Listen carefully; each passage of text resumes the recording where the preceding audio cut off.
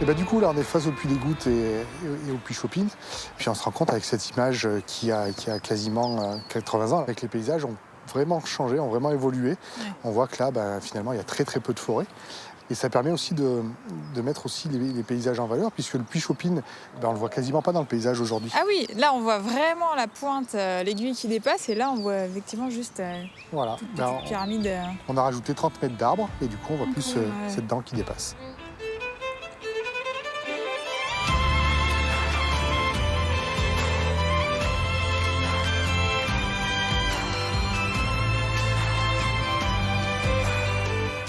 Bonjour à tous, on est reparti en balade et aujourd'hui on va là-haut, Puits des Gouttes et Chopine avec Pierre qui nous accompagne. Par où on va passer? Alors, on va prendre le chemin devant, on va aller jusqu'à la fontaine des Pères, c'est une petite source. On rentrera dans une très jolie étrée, on contournera les volcans par le côté nord. Et puis après, on ira jusqu'au sommet pour avoir une très jolie vue sur la chaîne des Puys. Combien de kilomètres? Allez, la boucle en entier, elle fait 7 km. Bon, c'est pas trop dur, pas trop long, Ça va, pas trop de dénivelé. c'est parfait. Petite balade en famille, allez c'est parti.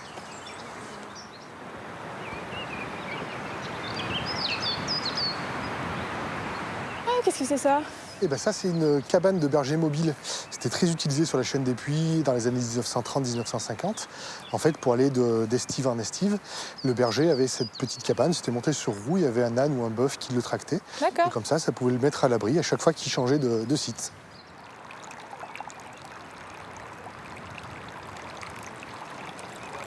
La voilà cette fontaine des Pères? Voilà, l'alignement, il y a une vingtaine de bacs.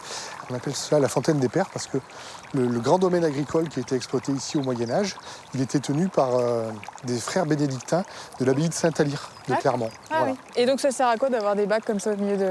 C'est pour les brebis, parce que le gros problème sur la chaîne des Puys, c'est le manque d'eau, parce que l'eau va tomber en abondance, mais par contre, elle va s'infiltrer à travers la pouzzolane. Ouais.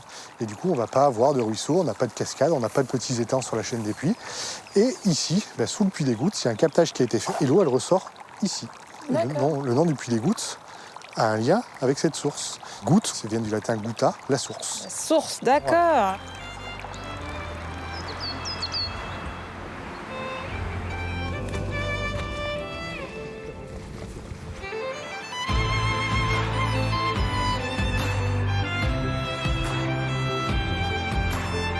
Côte à côte, on a le Jaunet qui est présent traditionnellement en Auvergne, tout doux Ouais. ici.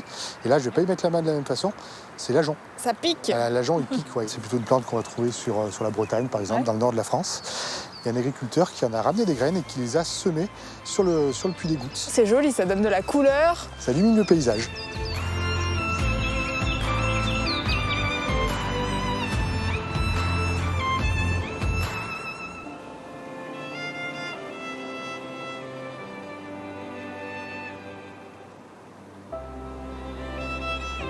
Il fait plus frais là.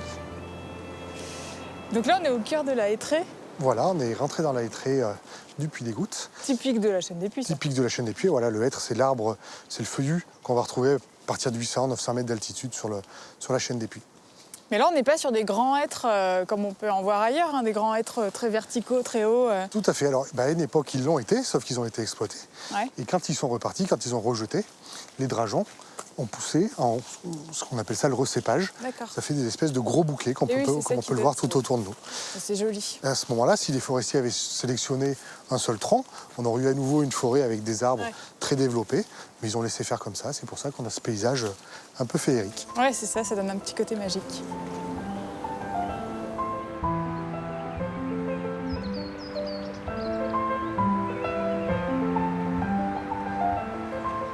Là, on est dans le cratère du Puy des Dans le Gouttes. cratère du Puy des Gouttes, il faut s'imaginer qu'il y a 30 000 ans, ce Puy des Gouttes, c'est un volcan strombolien, un cône de scorie classique, très joli cratère, complètement régulier. À sa base, il fait à peu près 1 km de diamètre, donc quelque chose de très compact, très massif. Costaud. Pendant 20 000 ans, il ne se passe pas grand-chose. Et puis, il y a 9 500 ans, il y a de violentes explosions qui ont lieu au pied de ce puits des Gouttes. C'est des gros dégazages de gaz, de cendres, de matière volcanique Ouais. qui vont complètement l'exploser sur une moitié.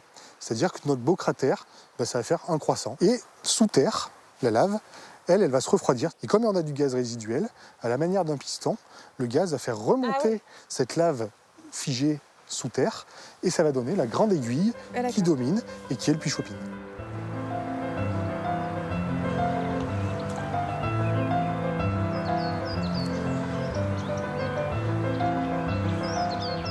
Bon, il y a un peu de vent. Ah, il y a un peu de vent, ça y est, on est arrivé sur le bord du cratère. Et là, par contre, il y a du vent, mais il y a une vue magnifique. C'est vrai qu'on voit pas mal de volcans de la chaîne des Puys, notamment les trois grands, les trois plus connus, le Puy de Com, le Puy de Dôme et puis le Puy de Pariou qui est juste derrière. Magnifique, hein. Et on voit, hein, par rapport à la photo qu'on regardait au tout départ en bas, on voit vraiment l'intérêt ou pas de garder des milieux ouverts ou fermés. Complètement, en fait. On se rend compte que la chaîne des Puys est extrêmement boisée. Il y a vraiment un intérêt à avoir de la forêt pour la biodiversité, mais ce qui est intéressant, ce qui est important, c'est d'avoir une diversité, une mosaïque de milieux. C'est-à-dire milieux forestiers, des prairies, des zones ouvertes, des landes à calunes. C'est là où on va avoir le maximum de biodiversité. Voilà matière à réflexion. Merci Pierre de nous avoir accompagnés. Avec plaisir. On va se quitter ici au sommet du Puy des Gouttes face à cette vue majestueuse. C'est pour ça que ça vaut vraiment le coup de monter. On se retrouve très vite ailleurs sur d'autres chemins. À très bientôt.